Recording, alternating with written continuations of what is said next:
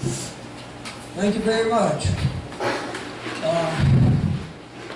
I'm a retired federal employee. They let me out of the old folks' home long enough to come over here and speak to you people tonight.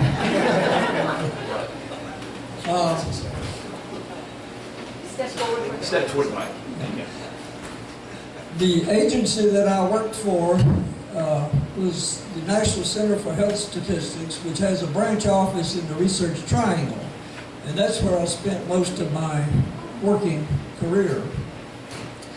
Now, I'm sure you remember this past year when there was a lot of publicity about Congress's failure to come up with a budget for the new fiscal year. Lasted so long that we had a partial government shutdown. Well, actually, that's not the first time that's happened. I'm sure it won't be the last. It happened several times during my career, only it just didn't last as long. But I think when those things happen, you don't hear much about the effect that it has on the average on the employees, the working people, ones that are trying to do their job. So I'm going to tell you about how government shutdown affected my retirement. Now, retirement in our agency was really not a big deal. What usually happened was somebody would take up a collection, buy them a gift, and on their last day of work, everybody would get together, the boss would make a little speech, give them a gift, we'd have some refreshments, and then send them on their way. So I certainly didn't expect anything different when I retired. But actually, a funny thing happened on the way to my retirement. I had to go up to Washington a couple of days before my last day of work, take care of some last minute business. And while I was up there, I had a message that our director wanted to see me. And this is the big boss up in Washington, one we seldom ever saw down in North Carolina.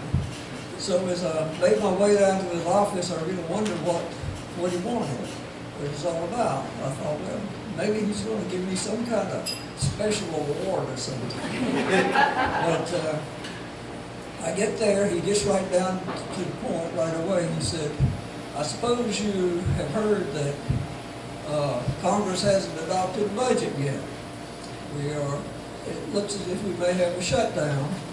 And this means that I can't fill your position when you leave. In fact, there's a good chance I'm going to lose it. So he said, I really would appreciate it if you agreed to change your retirement date, postpone it until all this, everything gets back to normal and we can start hiring again. Well, I was always a team player, so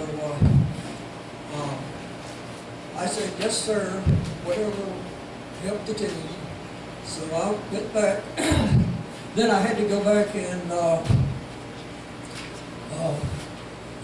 pull back all of the retirement forms that I'd filled out and get everything back to normal again. But then I went on back home and went to the office the next morning and announced that I wasn't retiring after all. Been a change in plans. Well, pretty soon I was approached by the lady who was the senior person in the office. She'd been there long enough that she could say what she thought without any fear of retribution. And she said, I hope you realize how much trouble you have caused us. I said, what do you mean? What have I done? She said, well, here we planned this nice party for you. We got you a gift. We sent a memo to the staff. And now you show up at the last minute and say you're not leaving. What are we supposed to do now? Well, that caught me unawares. I didn't know what to say. But one of the secretaries came to my rescue. She said, I have an idea. Let's just go ahead and have the party anyway.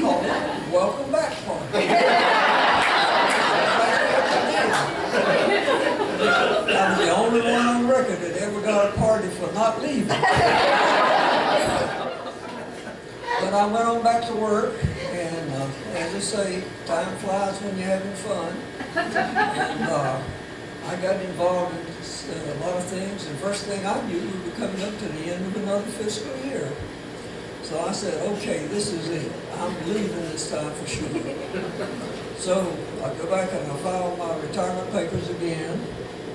Once again, the folks in the office arranged a little party for me.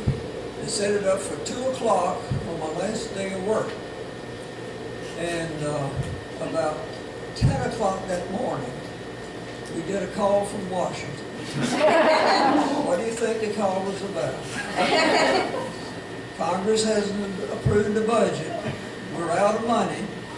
You got to close the office at noontime and send everybody home. So, before word got around about that, my same lady friend, the party before, stepped forward and she said, just 1 minute. She said, I don't care what Washington said. We're not closing this office and we have this damn party. She